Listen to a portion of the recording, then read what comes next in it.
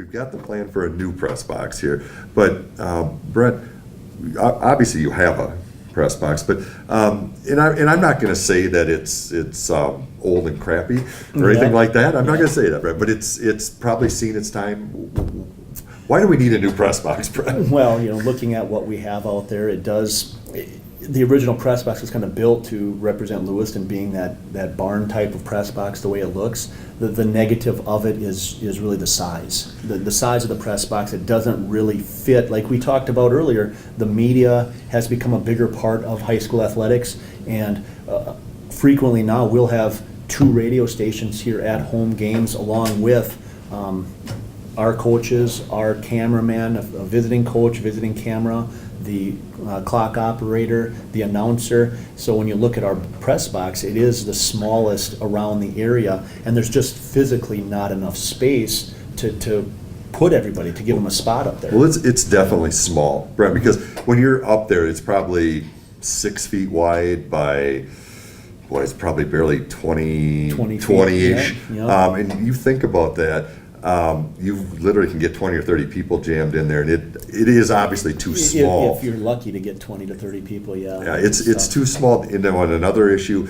it's also the elevations. It's awfully low. Yep. So with having to get filming technique and things like that, probably doesn't work out good either. For us, no. We when we have home games, we don't watch the side view as much as we watch the end zone view. We've got an end zone camera that we have to use that gets us a better view, because our side view is we're only barely above the heads of the players, and that's really not conducive to seeing what's going out on the field. No, I know the elevation is probably a little low. The other thing, technically it's kind of on the wrong side of the field. It is on it is on the visitor side. I know there are some schools that do have it on the visitor side, but it's not the most convenient, I guess, for the coaching staff. Right. No, and for storage issues. Well, and that, I guess, kind of comes back into what we're trying to do now. Mm-hmm. Right.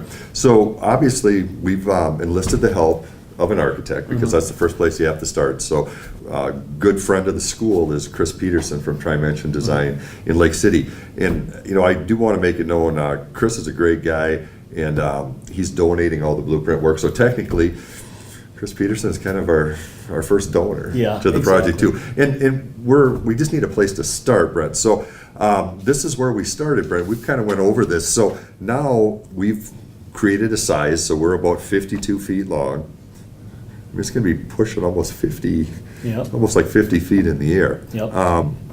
But let's talk about a couple of other things here. Other schools have done press boxes, so we have something to draw from. We can learn from them.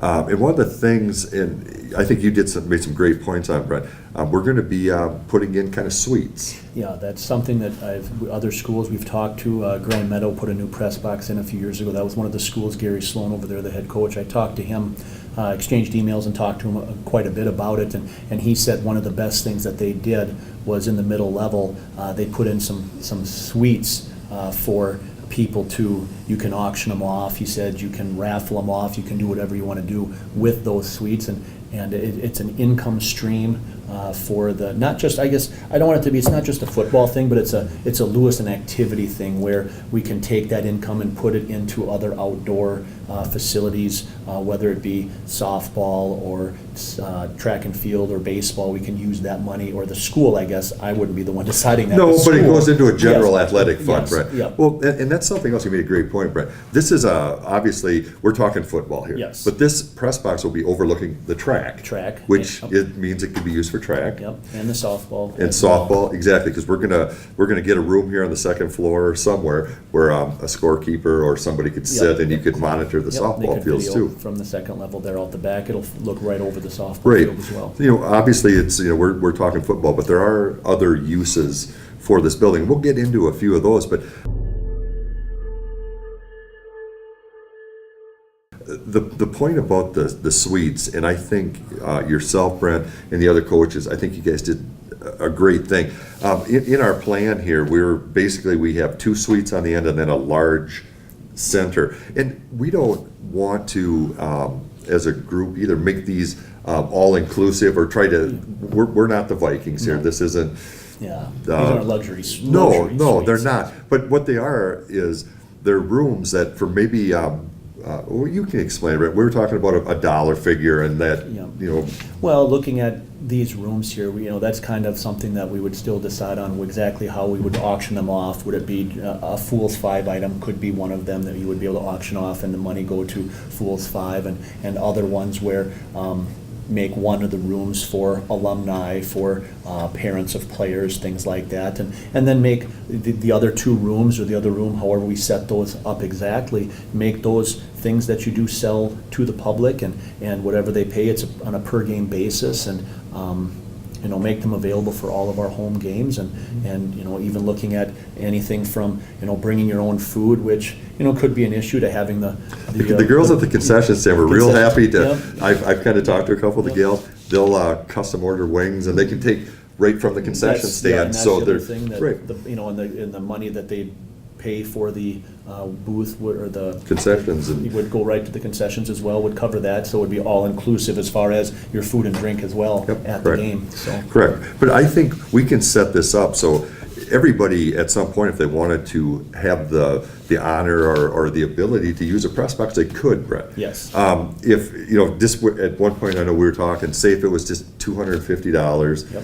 per booth, that's attainable. Yes. And the other thing is, if business or somebody wants to sponsor something, we could literally auction off a door. It could be the Plasticert suite this week. It Yes. could be Benson Feeds the Yep. next, et cetera, like Yeah, they could that. sponsor the room as well, yep. You bet. So there's, Definitely something. we have a lot of ways to help generate income that will go towards other things in the school, other athletic things and such like that, And Brent. it'll be a perpetual income. I think that's the key thing, is it will come in every year. It's not gonna be a one-time thing. It will keep coming in. And Gary, Coach Sloan over in Grand Meadows said, they have 4 suites that they auction off, and he said over the last 5 years that it's paid for, the press box has paid for itself twice over with the income that they get from those suites. So, Well, and that's tremendous. I think with the way things are now, Brandon, you come from the country. You're a rural guy too, and you understand with property taxes and referendums and bonds and all this kind of stuff,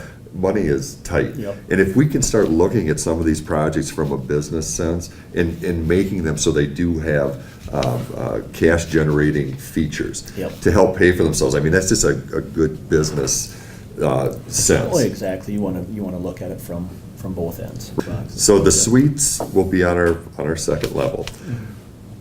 On our upper level of our proposed press box, that's where the film, the coach. Film, the coaches, yeah, looking at the upper level, we want to have a place for each coaching staff to have coaches and film up in that area. And we also want to have a space for the announcer and the scoreboard operator up there as well, where they can feel like they can work without being too cluttered up. And the nice thing is, even looking at building this, we are planning on keeping our current press box where it is and looking at that for the media members, where the one complaint that I do get from media that come to our games, whether it be KFIL or CD Country, when they come up, they do say the one problem they have is with our announcers. They're right there next to them, and with the speakers right on the roof there, they get that feedback from them, and it's a little bit hard to hear sometimes is what they hear their listeners tell them.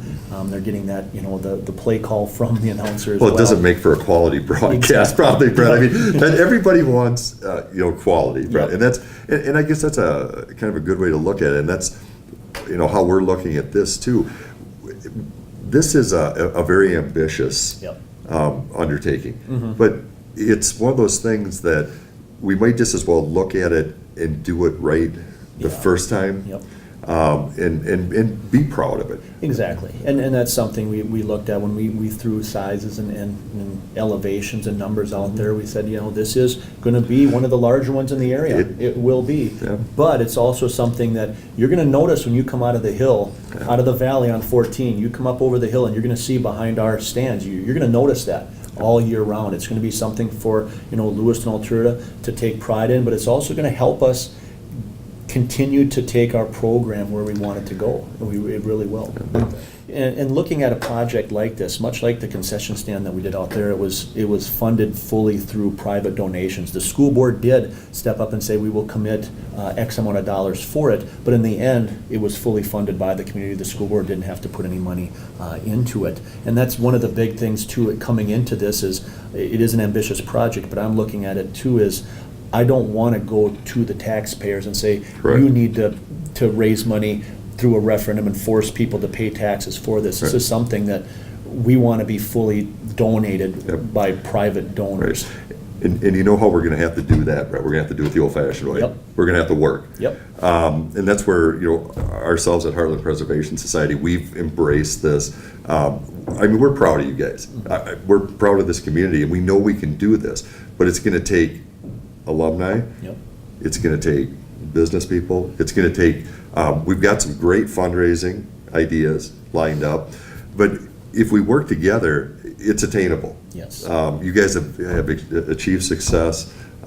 You know how to win. This is a game. Yeah. And we're in it to win it, Brent. So, but no, I agree 100%. We just have to work together, roll up our sleeves, and get dirty and get it done. Exactly.